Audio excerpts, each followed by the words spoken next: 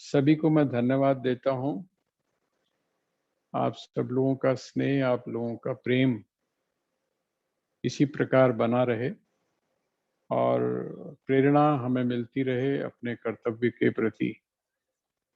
क्योंकि ये जो कर्तव्य है हमारे जीवन का, यही बहुत आवश्यक है और सबसे बड़ा कर्तव्य स्वामी राम की दृष्टि में यही है कि हम इसी जीवन में अभी स्वयं को जान लें, अर्थात आत्म साक्षात्कार कर लें। ये हमारी सबसे बड़ी उपलब्धि है। आदि शंकराचार्य ने एक जगह जब उनसे प्रश्न पूछा गया कि जन्म कौन सा सार्थक है, तो उन्होंने कहा जन्म सबसे सार्थक वही है जब आपकी फिर दोबारा से कभी मृत्यु ना हो। जन्म की सार्थकता का अर्थ है कि आपकी मृत्यु ना हो, अर्थात आप इसी जीवन में अमृतत्व को चख लें, अमृता का आपको अनुभव हो जाए, तो ये सबसे बड़ी उपलब्धि है आपके जीवन की। तो आप सब लोगों के स्नेह, आप लोगों के प्रेम से बस ईश्वर यही बल दे और जो सद्गुरु हैं उन सबका आशीर्वाद हो और जिस मार्ग की तरफ हम लोग चल रहे हैं, बढ़ रहे हैं, वो मार्ग अपने लक्ष्य की तरफ ले जाए। बस हम तो आज के दिन भी क्या, सदैव यही कामना करते हैं। तो आइए अब हम चर्चा करते हैं श्रीमद् भगवद गीता अध्याय नंबर 8 और श्लोक नंबर जो है वो 10। 9 नंबर की हमने चर्चा कर ली। उसमें भगवान ने बता दिया कि वह जो परम पुरुष है जिसकी चर्चा मैंने पहले की है, अभी तक जिसको मैं के रूप में करता रहा और अब मैं उसको एक अन्य के रूप में अर्थात परम पुरुष के रूप में कह रहा हूं कि वह जो परम पुरुष है वो कैसा है, तो उसका वर्णन किया गया। आप इतना ही मत समझिएगा, इतना ही नहीं है वो, ये तो बिल्कुल एक तरह से शब्दों के द्वारा हम ऐसे तत्व को पकड़ने की कोशिश करते हैं जो निशब्द है, जिसको शब्दों के द्वारा पकड़ा नहीं जा सकता। यहाँ तक कि जो जिनको हम लोग शब्द बोलते हैं, हमारे यहाँ सनातन धर्म में जिसके लिए शब्द का प्रयोग किया जाता है वो है वेद अर्थात ज्ञान। तो वो ज्ञान का जो एक प्रतीक है या ज्ञान का जो एक स्वरूप है जिसको हम वेद बोलते हैं, वो वेद भी इतना बड़ा आख्यान करने के बाद, इतनी बड़ी व्याख्या करने के बाद उस परमात्मा की, और अंतिम में बोल देते हैं, थक जाते हैं, हार जाते हैं, हार कर बोल देते हैं नेति नेति। इसका मतलब ये जो हमने कहा है यही अंतिम नहीं है, और भी बहुत कुछ ऐसा है कहने के बावजूद भी, बहुत कुछ ऐसा है जो अनकहा रह गया है। वो जो अनकहा है वो कब हमको अनुभव में आएगा, तो कहते हैं जिस समय हम आत्म साक्षात्कार कर लेते हैं। जिस तरह आपने बहुत सारा एक एग्जाम्पल उदाहरण सुना होगा कि गूंगे का गुड़ है, ये गूंगे का गुड़ है। जब आप उस गुड़ की मिठास के बारे में शब्द ढूंढना शुरू करते हैं, तो शब्द जो है वो बिल्कुल मौन हो जाते हैं। शब्दों को लगता है कि नहीं, अब हम सारी बात कह नहीं पा रहे हैं। तो क्या कहते हैं आखिर में, कहते हैं ऐसा भाई, हम जो सवाल तुमने पूछा है उसका हम पूरी तरह से जवाब नहीं दे पा रहे हैं। ज्यादा बेहतर हो कि आप खुद गुड़ खा के देख लो।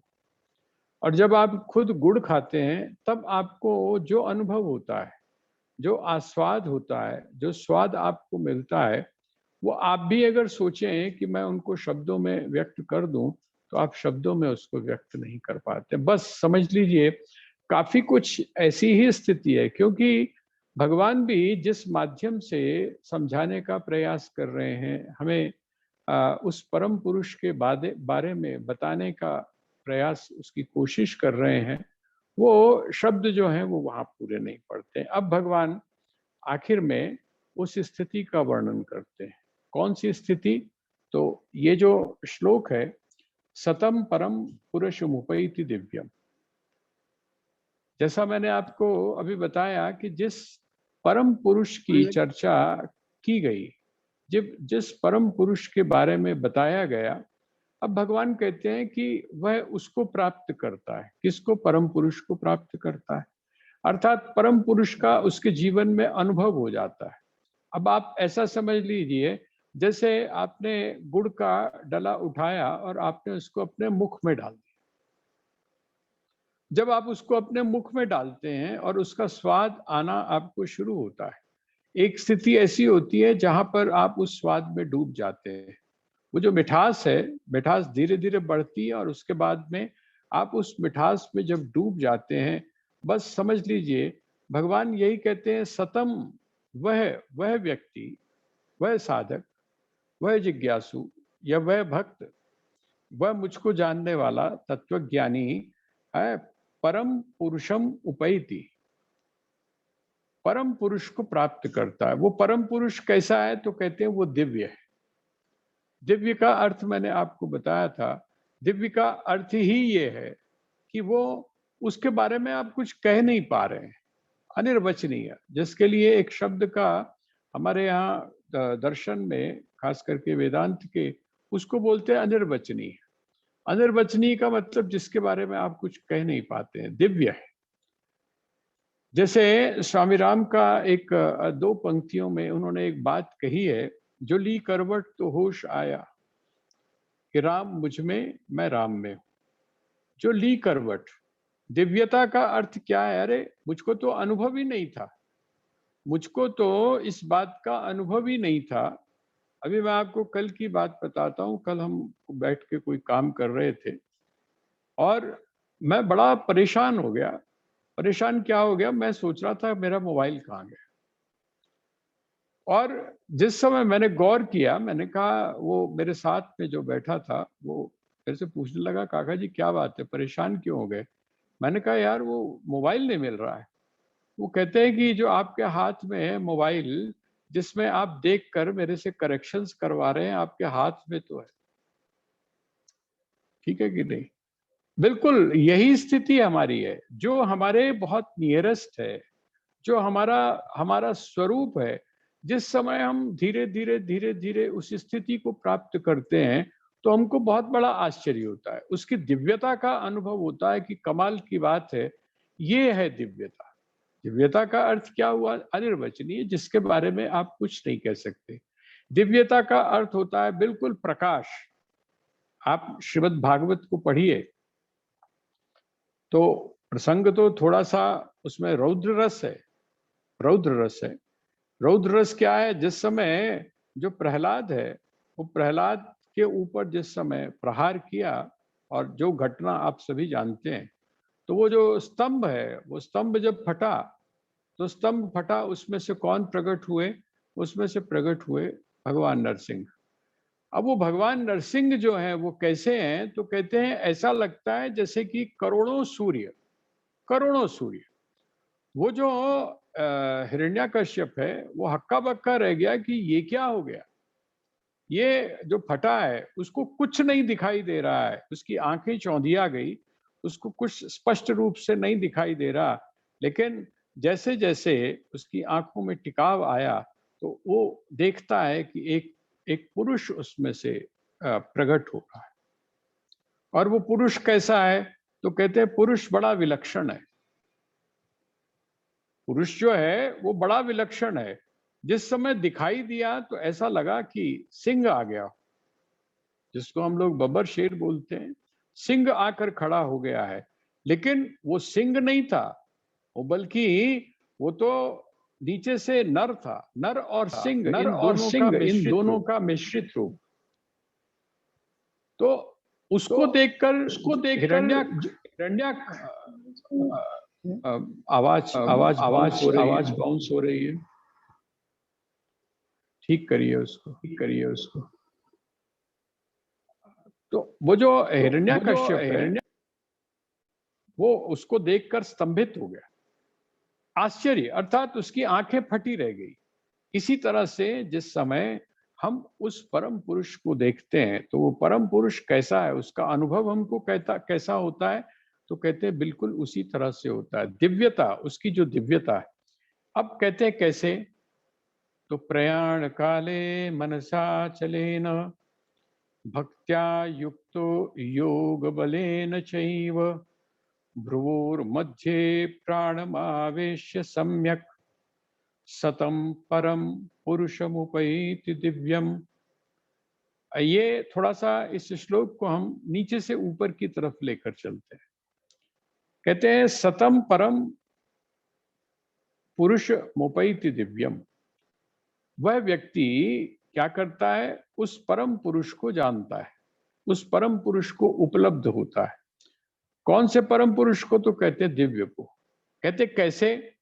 मतलब कौन सा, जिसके बारे में कहा वह उसको प्राप्त होता है। कहते कौन प्राप्त होता है? तो कहते हैं भ्रुवोर मध्य प्राणम आवेश्य सम्यक।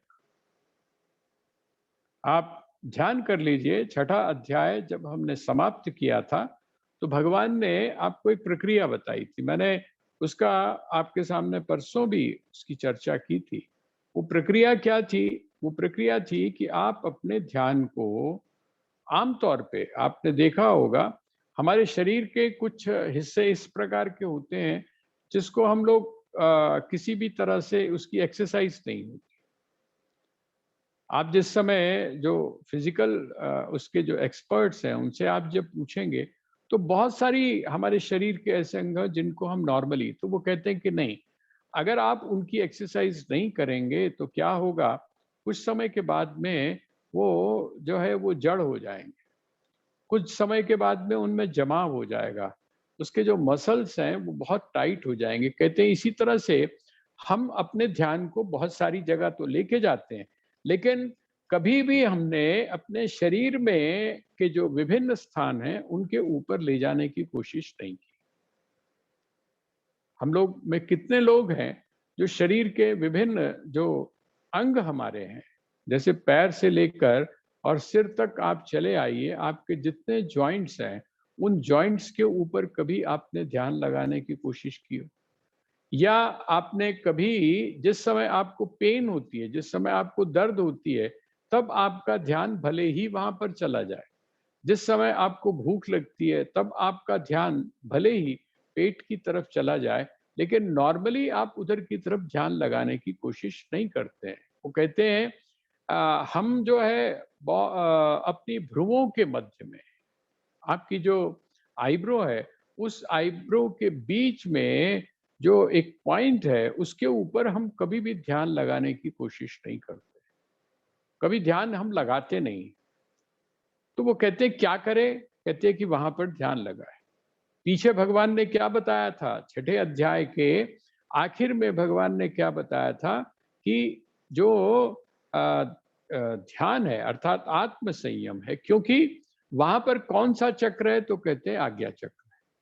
वहां पर वो चक्र है जो आपके जितने भी जो ग्लैंड्स हैं आपके शरीर के, उनको जो नियंत्रित करता है, उनको जो आज्ञा देता है।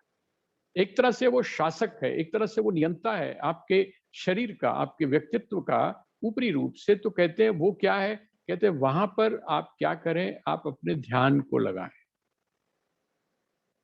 भ्रुवोर मध्य, अपनी जो दोनों भौं हैं उसके बीच में, वहां पर क्या था? वहां उन्होंने जो प्रक्रिया बताई थी वो अभ्यास की प्रक्रिया थी। आप शुरू कर रहे हैं, अब पता नहीं उसके बाद में वो अभ्यास आपने शुरू किया है या नहीं किया, क्योंकि ये जो प्रैक्टिकल जिसको हम प्रक्रिया बोलते हैं, इस प्रक्रियाओं को जिस समय हम देखते हैं तो आत्म संयम योग जिस समय हमने पढ़ा तो वहां भगवान ने जो प्रक्रिया बताई उस प्रक्रिया को हमें अपने जीवन में जोड़ने की कोशिश करनी चाहिए। और अगर हम उसको अपने जीवन में जोड़ते हैं तभी हम बाकी सारी चीजों को भी समझ पाते हैं। उसका कारण क्या है कि आप किसी भी क्षेत्र में चले जाएं, किसी भी, चाहे आपका भौतिक संसारिक हो। अब आप सोच कर देखिए, जो व्यक्ति बहुत बोलने वाला होता है उसको भी हम लोग पसंद नहीं करते, जो बहुत चुप रहने वाला है उसको भी हम बहुत पसंद नहीं करते, जो हमेशा अपनी समस्याओं को आपके सामने हमेशा रोता रहे, गाता रहे, उसको भी आप पसंद नहीं करते। और जो अपनी समस्या आपको ना बताए, आप उसको भी पसंद नहीं करते। एक काटना, कम से कम मुझे थोड़ा सा बता तो दे भाई। इसका मतलब क्या हुआ? ये जो सम्यक शब्द है, सम्यक शब्द बताता है इसका अभ्यास कैसे करें? तो कहते हैं कि आप इसका अभ्यास वो जो है, जो आपको एक प्रक्रिया बताई। कौन सी प्रक्रिया बताई भगवान ने? उन्होंने कहा कि आप अपने ध्यान को वहां पर लगाएं, अपने भ्रुवों के मध्य में, अपनी जो दोनों भौं हैं उनके बीच में आप अपने ध्यान को लगाएं, और उसके साथ में आप क्या करें? कहते हैं आपकी जो श्वास और प्रश्वास है, मैंने अंतर आपको बताया था कि प्राण अलग चीज है और ये जो श्वास प्रश्वास है ये अलग चीज है। एक है, सेम बात है, लेकिन हम प्राण को, अर्थात ये जो सांस का लेना और निकालना है, इसी को हम सब कुछ ना, इसके बाद में धीरे धीरे धीरे धीरे जो प्राण की सहज प्रक्रिया है उसको हम पकड़ते हैं। किसके द्वारा पकड़ते हैं? तो कहते हैं हम पकड़ते हैं उसको श्वास के द्वारा। तो आप अपने श्वास के ऊपर ध्यान लगाना शुरू करें। श्रीमद् भगवत गीता हो या कोई भी ग्रंथ हो, जहां पर भी आपको कोई चीज प्रैक्टिकल बताई जाती है, आपको ये बताई जाती है कि आपको इस प्रकार से करना है, तो आप उसको करना शुरू करिए। उसको सिर्फ आप सुनने तक सीमित मत रखिए। देखिए, दो तरह की चीजें हैं, एक है सिद्धांत और एक है प्रक्रिया। सिद्धांत का अर्थ है जो आपको समझाने की कोशिश की जाती है, जिसमें विचार की भूमिका है, जिसमें भाव की भूमिका है। लेकिन जिसको आप प्रक्रिया बोलते हैं, जिसको आप प्रक्रिया बोलते हैं, वो प्रक्रिया क्या है? वो तो आपको करनी पड़ेगी। अब आपको कोई कहे सैर करो, ठीक है, और जब आप सैर करना शुरू कर देते हो, आपकी थकान जो है वो कम होनी शुरू हो जाती है, आपके जो मसल्स हैं वो एक्टिव होने शुरू हो जाते हैं। उसके बाद में वो आपको कोई ऐसी चीज बताता है जिससे आप भावनात्मक रूप से अपने आप से जुड़ते हैं। ओम शब्द का आप उच्चारण करते हैं, उसका आप नाद करते हैं फिजिकली, और उसके बाद में आप क्या करते हैं? कहते हैं उसको करने के बाद में फिर आपको बताया जाता है कि अ का अर्थ क्या है, उ का अर्थ क्या है, मा का अर्थ क्या है। अर्थात ये जो ओम जिसका हम उच्चारण कर रहे हैं, इसका अर्थ क्या है। और जब आपको अर्थ समझ में आता है तो आपके मन के अंदर एक भाव की उत्पत्ति होती है। लेकिन वो कब होगा? जब आप उसका अभ्यास करेंगे। यहां अब भगवान जो चीज आपको बताने के लिए जा रहे हैं, वो परिपक्व कब होगी, उस स्थिति तक हम कब पहुंचेंगे? जब भगवान ने जो पहले आपको बात कही है उसका आप अभ्यास करें। अगर आपने उसका अभ्यास नहीं किया तो ये बात आपको समझ में नहीं आएगी, क्योंकि शब्दों के द्वारा बहुत सारी चीजें आपको समझाई नहीं जा सकती। आपको प्रैक्टिस करनी ही पड़ेगी, आपको बार बार उस चीज की आवृत्ति करनी ही पड़ेगी। तो यहां अब जो बात भगवान कह रहे हैं वो क्या कहते हैं? कहते हैं भ्रुवोर मध्य। वो प्रक्रिया वही है। आपकी दोनों भौं के बीच में अगर आपको अभ्यास नहीं है तो आप टिक ही नहीं पाएंगे वहां पर। अगर आपको अभ्यास नहीं है तो आप टिक ही नहीं पाएंगे। अगर आपने बैठकर कभी उस प्रकार की कोशिश ही नहीं की है और आपको कहा जाए, मैंने आपसे पहले भी निवेदन किया था कि जब आप उसका अभ्यास शुरू करते हैं तो आपके कभी कभी क्या होता है, क्योंकि आपको अभ्यास नहीं है, आपके जो मसल्स हैं उन मसल्स को प्रैक्टिस नहीं है, तो आपको कभी कभी सिर दर्द शुरू हो जाती है, पेन शुरू हो जाती है। आपको ऐसा लगता है कि ये कौन सी साधना बता दी गई हमें